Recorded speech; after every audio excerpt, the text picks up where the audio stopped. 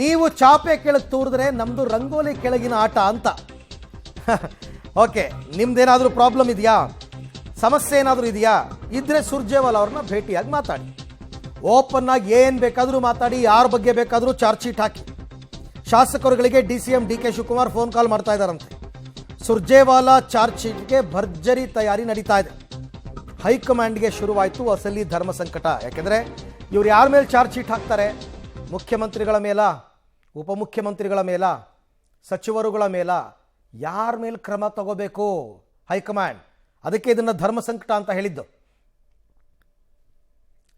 ಈ ಬಗ್ಗೆ ಮತ್ತಷ್ಟು ಮಾಹಿತಿ ನನ್ನ ಕೊಲೀಗ್ ರವೀಶ್ ಅವರಿಂದನೇ ಪಡ್ಕೊಳ್ಳೋಣ. ರವೀಶ್, ಸರ್ಕಾರಗಳು ಇದ್ದಂತಹ ಸಂದರ್ಭದಲ್ಲಿ ಶಾಸಕರ ಈ ರೀತಿಯ ಅಸಮಾಧಾನ ಸಹಜ. ಅದನ್ನು ಮುಖ್ಯಮಂತ್ರಿ ಉಪಮುಖ್ಯಮಂತ್ರಿಗಳೇ ಬಗೆಹರಿಸಬಹುದಾಗಿತ್ತು. ಈಗ ಹೈಕಮಾಂಡ್ ಎಂಟ್ರಿ ಕೊಟ್ಟಿದೆ. ಶಾಸಕರು ಓಪನ್ ಅಪ್ ಆಗಿ ಸುರ್ಜೇವಾಲಾ ಅವ್ರ ಬಳಿ ಚಾರ್ಜ್ ಶೀಟ್ ಹಾಕ್ತಾರಾ ಇವರುಗಳ ಮೇಲೆ? ಇದೇನಾದರೂ ಬಗೆಹರಿಯುತ್ತಾ ಅಥವಾ ಇನ್ನೇನಾದರೂ ಎಚ್ಚರಿಕೆ ಕೊಟ್ಟು ಕಳಿಸ್ತಾರಾ ಅಂತ?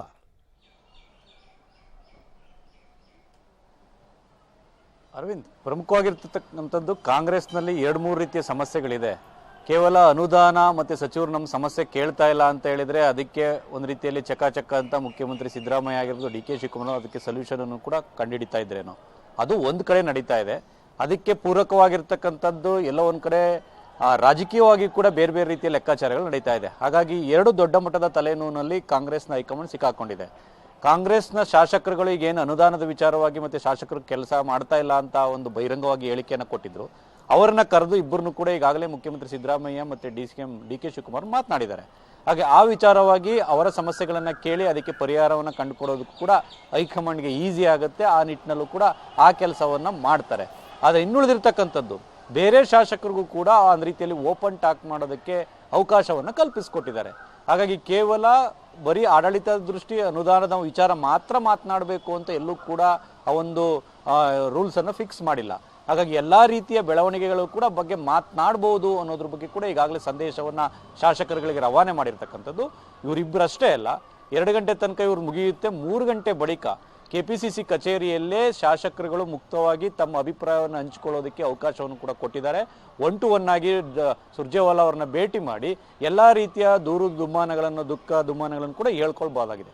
ಆದರೆ ಈ ಸಂದರ್ಭದಲ್ಲಿ ಯಾರು ಯಾರ ಮೇಲೆ ಹೇಳ್ತಾರೆ ಮತ್ತು ಯಾವ ವಿಚಾರಕ್ಕಾಗಿ ಕಾಂಗ್ರೆಸ್ನ ಒಳಗಡೆ ಈ ರೀತಿಯ ಗುದ್ದಾಟ ಕಚ್ಚಾಟ ನಡೀತಾ ಇದೆ ಅನ್ನೋದು ಕೂಡ ಶಾಸಕರು ದೂರನ್ನ ಏನಾದರೂ ಹೇಳ್ತಾರ ಅನ್ನೋದು ಕೂಡ ಈಗ ಸಾಕಷ್ಟು ಕುತೂಹಲ ಮೂಡಿಸಿರ್ತಕ್ಕಂಥದ್ದು.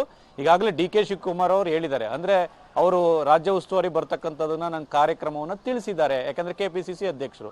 ಹಾಗಾಗಿ ನೀವು ಕೂಡ ಕೆಲ ಶಾಸಕರಿಗೆ ಆ ವಿಚಾರವನ್ನು ತಿಳಿಸ್ಬೋದು, ಯಾರಾದರೂ ಭೇಟಿ ಆಗ್ಬೋದು ಅಂತ.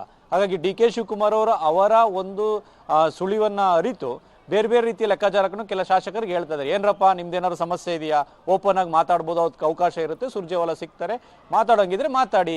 ಇದನ್ನು ಕೂಡ ಶಾಸಕರಿಗೆ ಒಂದು ರೀತಿಯಲ್ಲಿ ಸಂದೇಶವನ್ನು DK ಶಿವಕುಮಾರ್ ರವಾನಿಸಿದ್ದಾರೆ. ಹಾಗಾಗಿ ಒಂದು ಕಡೆ ರಾಜಣ್ಣ ಅವರು ಸೆಪ್ಟೆಂಬರ್ ಕ್ರಾಂತಿ ಅಂತ ಹೇಳ್ತಾರೆ, ಇನ್ನೊಂದು ಕಡೆ ಯತೀಂದ್ರ ಸಿದ್ದರಾಮಯ್ಯ ಅವರ ಪೂರ್ಣಾವಧಿ CM ನನ್ನ ತಂದೆನೇ ಇರ್ತಾರೆ ಅಂತ ಕೂಡ ಅವ್ರು ಹೇಳ್ತಾರೆ. ಹಾಗಾಗಿ ಈ ರೀತಿ ಶಾಸಕರ ಗೋಳಾಟ ಒಂದು ಕಡೆ, ನಮಗೆ ಕೆಲಸ ಆಗ್ತಾ ಇಲ್ಲ, ನಮ್ಮ ಸಮಸ್ಯೆ ಇದೆ ಅಂತ ಶಾಸಕರು ಹೇಳ್ತಾ ಇದ್ದಾರೆ. ಇನ್ನು ಕೆಲ ಶಾಸಕರು ಮತ್ತು ಸಚಿವರಿಗೆ ಪೂರ್ಣಾವಧಿ CM, ಅಲ್ಪಾವಧಿ CM, ಯಾವ ರೀತಿ ಪವರ್ ಶೇರ್, ಈ ರೀತಿ ವಿಚಾರಗಳನ್ನು ಪ್ರಸ್ತಾಪ ಮಾಡುವಂಥದ್ದು ಕೂಡ ಇದೆ. ಹಾಗಾಗಿ ಇದೆಲ್ಲದಕ್ಕೂ ಕೂಡ ಒಂದು ರೀತಿಯಲ್ಲಿ ಪರಿಹಾರವನ್ನು ಕಂಡುಕೊಳ್ಳಬೇಕಾದಂಥ ಅನಿವಾರ್ಯತೆ ಕಾಂಗ್ರೆಸ್ ಹೈಕಮಾಂಡ್ಗೆ ಇರ್ತಕ್ಕಂಥದ್ದು. ಹಾಗಾಗಿ ಸುರ್ಜೇವಾಲಾ ಅವರ ಈ 3 ದಿನಗಳ ಠಿಕಾಣಿ ಏನಿದೆ ಕರ್ನಾಟಕದಲ್ಲಿ, ಇದು ಸಾಕಷ್ಟು ಮಹತ್ವವನ್ನು ಪಡೆದುಕೊಂಡಿದೆ. ಹಾಗಾಗಿ ಎಲ್ಲದಕ್ಕೂ ಕೂಡ ಒಂದು ರೀತಿಯಲ್ಲಿ ಪೂರ್ಣ ವಿರಾಮ ಹಾಕೋದಕ್ಕೆ ಚಾನ್ಸೇ ಇರೋದಿಲ್ಲ, ಅಲ್ಪ ವಿರಾಮ ಹಾಕಬೇಕಾಗತ್ತೆ. ಅದಕ್ಕೆ ಎಷ್ಟು ತಿಂಗಳು, 2 ತಿಂಗಳು, 3 ತಿಂಗಳು ಸೈಲೆಂಟ್ ಆಗಿರಿ, 4 ತಿಂಗಳು ಏನು ಹೇಳ್ತಾರೆ ಕಾದ್ ನೋಡಬೇಕು. ಅರವಿಂದ್, ಆಯ್ತು, ಇದೆಲ್ಲ ಹೊರತುಪಡಿಸಿ ಕೆಲವು ಶಾಸಕರು CM ಮೇಲೆ ಕಂಪ್ಲೇಂಟ್ ಹೇಳಿದ್ರು ಅಂತ ಅನ್ಕೊಳ್ಳೋಣ, ಇನ್ನು ಕೆಲವರು DCM ಮೇಲೆ ಕಂಪ್ಲೇಂಟ್ ಹೇಳಿದ್ರು ಅಂತ ಅನ್ಕೊಳ್ಳೋಣ. ಆಗ ಹೈಕಮಾಂಡ್ ಏನ್ ಮಾಡುತ್ತೆ? ಇವ್ರ ವಿರುದ್ಧನೇ ಕ್ರಮ ತಗೊಳುತ್ತಾ ಅಂತ? ಅರವಿಂದ್, ಪ್ರಮುಖವಾಗಿರ್ತಕ್ಕಂಥದ್ದು ಘಟಾನುಘಟಿ ನಾಯಕರ ಮೇಲೆ ಏನಾದರೂ ದೂರು ಕೊಟ್ಟಂಥ ಸಂದರ್ಭದಲ್ಲಿ ಕಿವಿ ಮಾತನ್ನ ಹೇಳೋದಕ್ಕಷ್ಟೇ ಹೈಕಮಾಂಡ್ಗೆ ಸಾಧ್ಯ ಆಗುವಂಥದ್ದು.